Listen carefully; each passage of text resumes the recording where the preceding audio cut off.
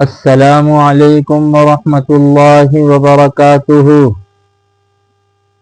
مکرم ناظرین، آج کی اس مختصر سی ویڈیو میں ایک شرعی مسئلے کا بیان اور اس کی وضاحت پیش خدمت ہے۔ قربانی کرنے والے کے حق میں مستحب عمل۔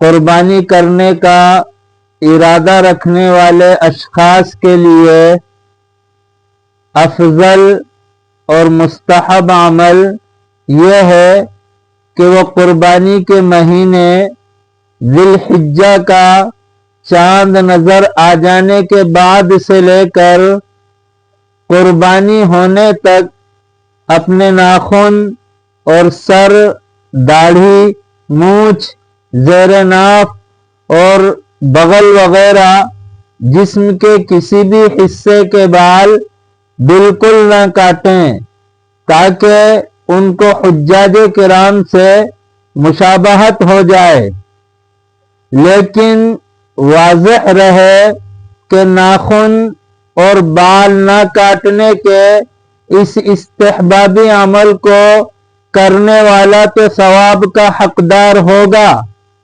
مگر نہ کرنے والا گناہگار نہیں ہوگا، اور اس سے اس کی قربانی کی صحت پر کوئی فرق بھی نہیں پڑے گا۔ اور چاند نظر آ جانے کے بعد ناخن اور بال نہ کاٹنا قربانی کرنے والے اس شخص کے حق میں مستحب ہے جس کے ناخن، زیر ناف، مونچھ اور بغل کے بالوں کی صفائی کی مدت 40 دن سے زائد نہ ہوئی ہو۔ اگر ان چیزوں میں سے کسی ایک چیز کی بھی صفائی پر 40 دن سے زیادہ عرصہ گزر چکا ہو تو پھر ان جگہوں کے بال کاٹنا ضروری ہے۔ اللہ پاک آپ کو اور ہمیں عمل کی توفیق عطا فرمائے۔